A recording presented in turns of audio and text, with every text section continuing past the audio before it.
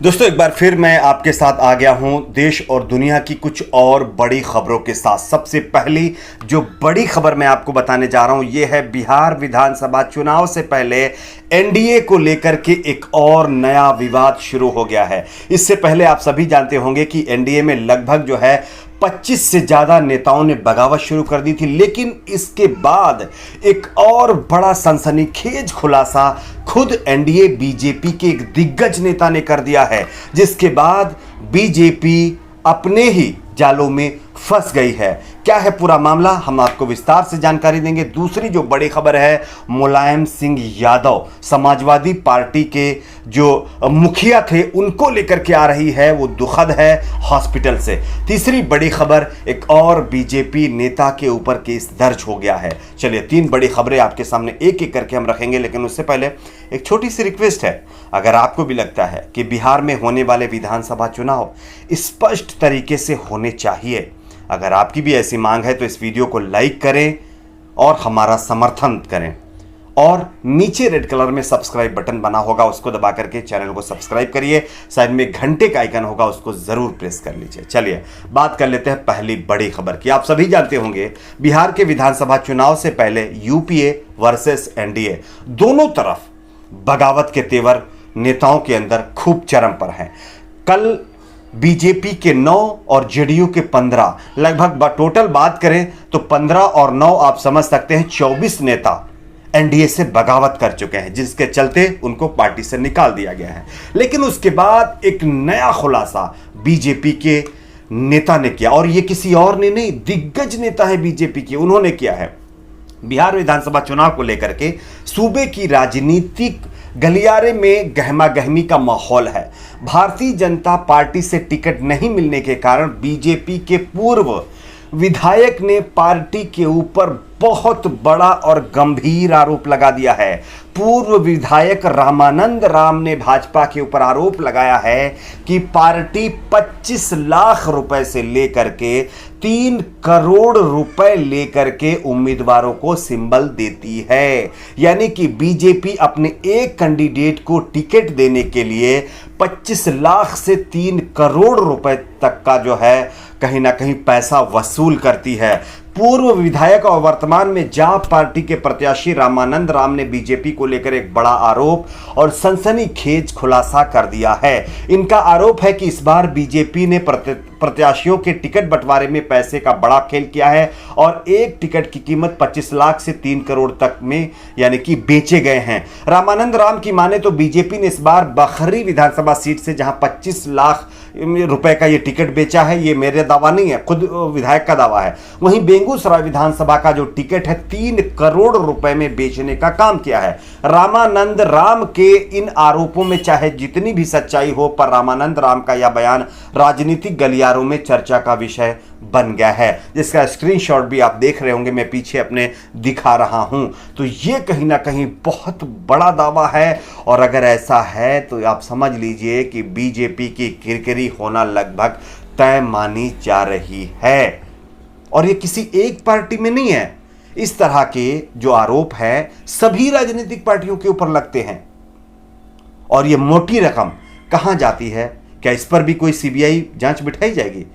बड़ा सवाल है। आपकी क्या राय है, नीचे कमेंट बॉक्स में बताइए। बात कर लेते हैं दूसरी बड़ी खबर की। वैसे तो देश में कोरोना आप सभी जानते होंगे लगातार फैलता जा रहा है। हमारे देश की सरकार चाहे कोरोना के मुद्दे को हटा करके अब जो है बिहार के इलेक्शनों पे ज़्यादा कॉन्सेंट्रेट हो गया है, क्योंकि चुनावी इलेक्शन है और इलेक्शन की रणनीति भी बनाना है और सभाएं भी करनी है। लेकिन इस कोरोना ने कई दिग्गजों को अपने चपेट में ले लिया है। और जानकारी मिल रही है कि समाजवादी पार्टी के मुखिया और उत्तर प्रदेश के पूर्व मुख्यमंत्री मुलायम सिंह यादव कोरोना पॉजिटिव पाए गए हैं। उनकी पत्नी साधना गुप्ता भी कोरोना वायरस से संक्रमित पाई गई हैं। बताया जा रहा है कि मुलायम सिंह यादव और उनकी पत्नी की कोरोना रिपोर्ट पॉजिटिव आने के बाद दोनों को गुड़गांव स्थित मेदांता अस्पताल में भर्ती करवाया गया है। फिलहाल दोनों डॉक्टरों की निगरानी में हैं। इन दिनों राजनीतिक जगत कोरोना के संक्रमण से बुरी तरह प्रभावित है, ये आप सभी जानते हैं। उत्तर प्रदेश पर तो इसका असर सबसे ज्यादा देखने को मिल रहा है, जहां योगी सरकार के 14 मंत्री कोरोना वायरस से संक्रमित हो चुके हैं, वहीं 2 कैबिनेट मंत्रियों की भी इसमें कैजुअल्टी हो चुकी है। अब कोरोना की चपेट में विपक्ष के नेता और सपा के संरक्षक मुलायम सिंह यादव भी आ गए हैं। आपकी इस पर क्या है राय? क्या आप उनके लिए कहना चाहते हैं? हमारी तो दुआ है कि वो जल्द से जल्द ठीक हो जाएं और देश की सेवा में जुट जाएं, क्योंकि मुलायम सिंह यादव एक अच्छे नेता भी हैं और अच्छे मुख्यमंत्री भी रह चुके हैं और अच्छे राजनीतिकार भी हैं। ठीक है, आपकी इस पर क्या है राय? आप बताइए। और समाजवादी पार्टी के ट्विटर हैंडल से ये जानकारी दी गई है, जिसका स्क्रीनशॉट मैं आपको दिखा रहा हूं। बात कर लेते हैं तीसरी बड़ी खबर की। वैसे तो कोरोना काल के चलते देश भर में लॉकडाउन लगा दिया गया और लॉकडाउन के प्रोटोकॉल भी बना दिए गए, लेकिन कहते हैं ना, जो प्रोटोकॉल बनाने वाले लोग हैं, जब उन्हीं पार्टियों के नेता उन प्रोटोकॉल का पालन ना करें, उसको फॉलो ना करें, तो आप सोचिए जनता का क्या होगा। कुछ इसी तरह का मामला देखने को मिला है। सपना चौधरी यानी कि हरियाणा की कलाकार भी हैं और सपना चौधरी एक अच्छी डांसर भी हैं, जिनकी अच्छी खासी पॉपुलैरिटी भी है, जिसके चलते उनको बीजेपी ने अपनी पार्टी में शामिल कर लिया। लेकिन जानकारी मिल रही है कि मशहूर हरियाणवी कलाकार सपना चौधरी के पति वीर साहू के खिलाफ एक विवाद के चलते रोहतक जिले में महम कस्बे के थाना में एक मामला दर्ज किया गया, एफआईआर दर्ज की गई है। विवाद पत्नी सपना चौधरी और उनके बेटे को लेकर के फेसबुक के माध्यम से उठाए सवाल को लेकर के शुरू हुआ था।